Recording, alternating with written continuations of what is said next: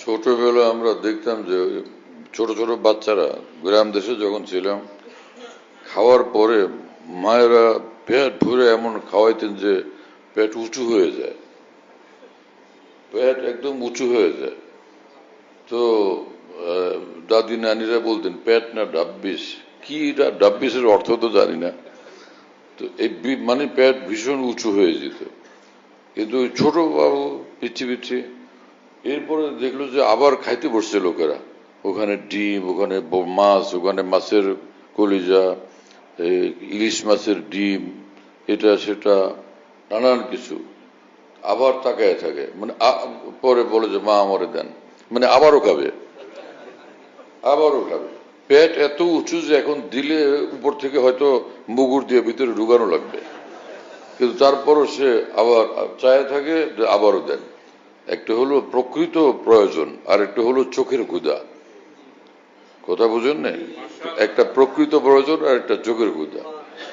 যে 90 বছরের বুড়া, তারও যখন যে লোকজন এসে বলে যে দাদা আপনার জন্য একটা লালু ঠিক করছি, তার খুশিতে বাঘ বাঘ, চেহারা উজ্জ্বল হয়ে যায়, খুশিতে বাঘ বাঘ, মানে বিয়ের নাম শুনলেই খুশি। এই লোকেরা বলে যে বিয়ে খাইতে গেছিলাম, মোচে তেল সব, বিয়ে খাইতে গেছিলাম, মানে বিয়ের নাম শুনলেই খুশি। আমাদের ঢাকার এক মুফতি সাহেব এক হুজুরে বিয়ে করছে 4টা। তো বয়স হয়েছে আমাদের থেকে, বয়স বেশি।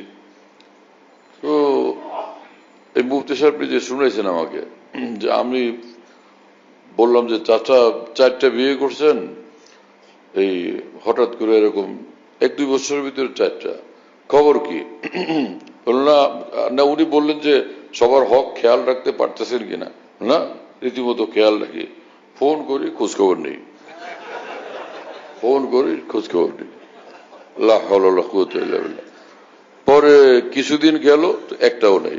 ওই প্রথম যেটা ওইটা আছে, আর বাকি সবগুলো খতম। এই কোনো তামাশা? হ্যাঁ। আর এক মুন্সির খবর পেলাম যে বিয়ে করছে 16টা, তো কয়েকটা বাদ দেয়, তালাক দিয়ে দেয়, আবার কয়েকটা আনে। এগুলো কোন ইসলাম? হ্যাঁ, জাহালত এবং মূর্খতা, এগুলো ইসলামে আছে? সমস্ত ফুকায়ে কেরাম ওলামায়ে দ্বীন এ ব্যাপারে একমত যে আন-নিকাহু লিদ-দাওয়ামি ওয়াল বাকা, বিয়ে একটা স্থায়ী সম্পর্ক। এটা না যে এটা কয়েকদিন পর পর এটাকে ছিন্ন করো। হ্যাঁ, এটা তো জাহালত, এটা তো মূর্খতা।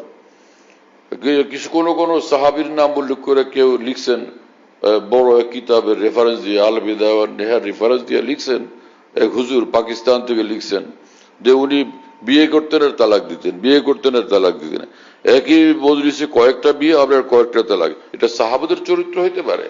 হ্যাঁ, এক জায়গা থেকে একটা গল্প স্বল্প পাইলেই সেটাকে কোরআন সুন্নাহর মতো দলিল হিসাবে পেশ করা, এরকম কোন আলেমী দ্বীনের কাজ?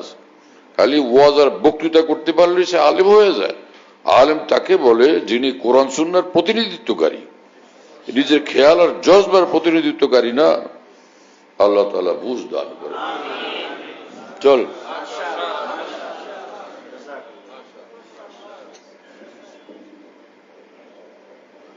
যেখানে যায় সেখানে এক বিয়ে। হ্যাঁ, যশোরে এক বিয়ে, চিটাগাং এক বিয়ে, আবার খুলনা গেলে আরেক বিয়ে, আবার গেল কুষ্টিয়া, ওখানে আরেক বিয়ে, বিয়ে বিয়ে। ওই যে গত বছর লাহোর গেছিলাম, শোনো কিসা।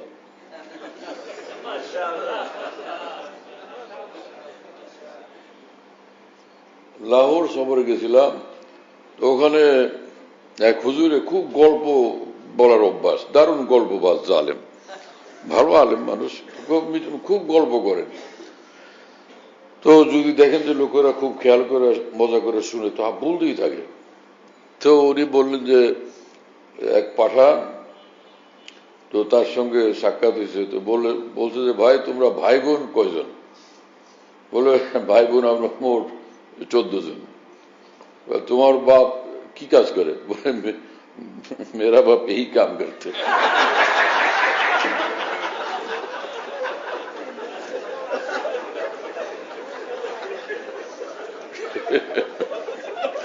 গল্প তো গল্প।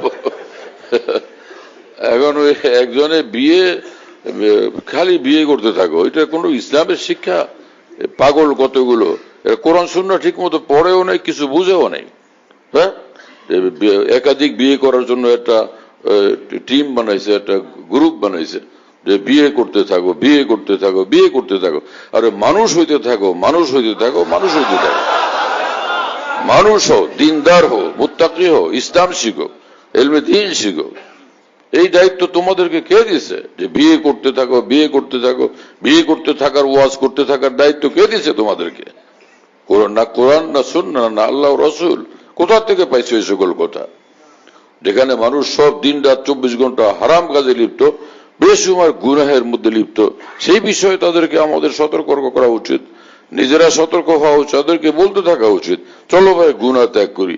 এক একটা গুনাহ ত্যাগ করা লক্ষ লক্ষ নফল ইবাদতের চেয়ে বেশি দামি। সে বিষয়ে বলো,